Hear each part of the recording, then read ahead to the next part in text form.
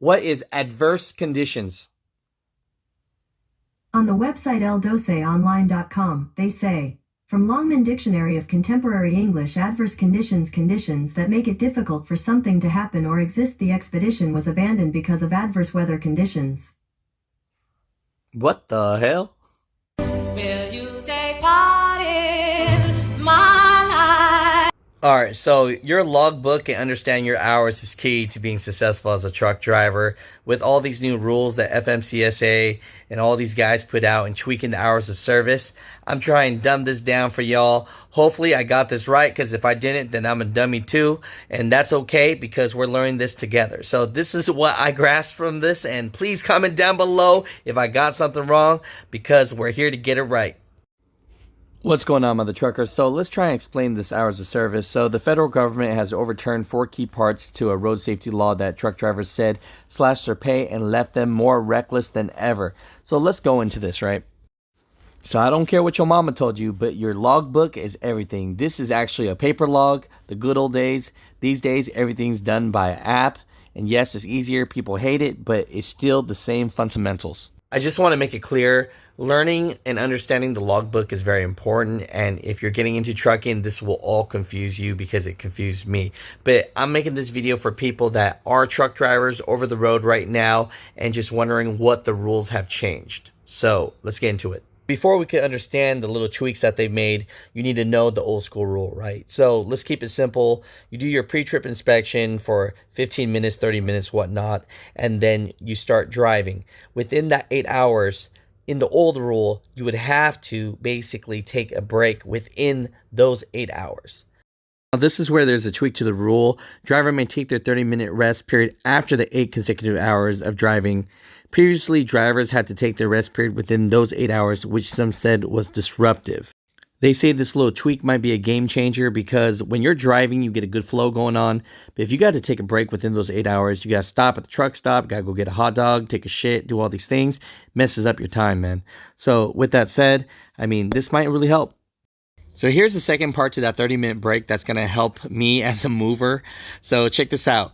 So requires a 30-minute break after 8 hours of driving time instead of on-duty time, and allows an on-duty not driving period to qualify as a required break.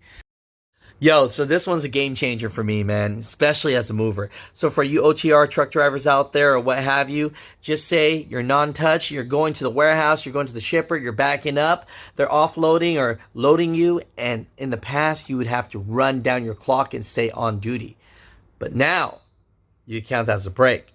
So for me as a mover, I can start offloading this furniture, or I have my guys loading this furniture, which takes us a lot of time. And dude, that was killing my clock because I had to stay on duty. Now I can count that as a break too. So I definitely like this rule. So here's the tweak in the rule that some people, like the Teamsters, have a problem with. Is basically you can add 2 hours to your clock if there's adverse conditions. Okay, so as we all know, you could drive 11 hours a day in a 14-hour window being OTR. And if you're a short haul driver, I guess you could go from 12 hours now to 14 hours. It got bumped up.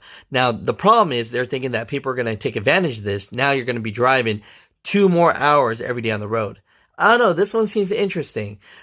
I don't know if people will take advantage, but I think they will. What the hell is adverse conditions anyways? Let me check this out.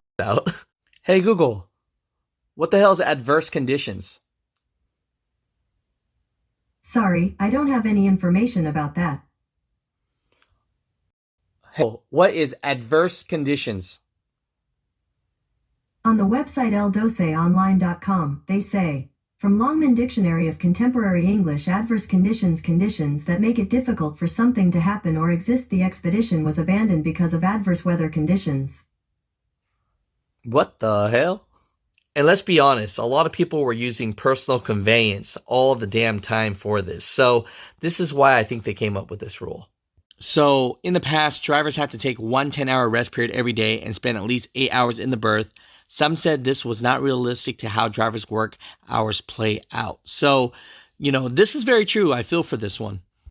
Now, here's where the change came in play. So, truck drivers may now meet the 10-hour off-duty requirement by taking 2 periods of rest. Okay, one period must log out at least 7 hours in their sleeper berth and at least 2 hours logged in or outside of the sleeper berth. Now, if you're still confused like I was, I thought this was a better explanation. So the sleeper berth exception to allow a driver to meet the 10-hour minimum off-duty requirement by spending at least 7 rather than at least 8 hours of that period in the berth and a minimum of off-duty period of at least 2 hours spent inside or outside of the berth, provided the 2 periods total at least 10 hours. And that neither qualifying periods count against the 14-hour driving window. So overall, it's going to sound confusing. It's going to take some time. You're just going to have to get used to it. But I think it's going to be better because everyone hated spending freaking all that time in the sleeper berth and then only got like 2 hours to go do whatever else you need to do. All right, for all you short haulers out there, so here's a couple big changes. One is the air mile radius of short haul trucking is now bumped up to 150 air miles from 100 miles. And now the working hours went from 12 hours to 14 hours in a day. So that's pretty big. I mean, that could be a game changer for the FedEx and all these LTL guys doing local work. So hopefully you can make some more money. Overall, Mutha truckers, I'm new to this rule too, so I'm going to learn as I go. I'm just answering and explaining the best to my knowledge. If I got something wrong, please correct me because I'm a dumbass. I know it. There's going to be a lot of super truckers on this comments. So just let me know what your thoughts are on this. And do you think if it's better or if it doesn't really change much? Appreciate you guys. And here is basically all the changes to the rules. I'll have it right over here. We are the music makers, and we are the dreamers of dreams.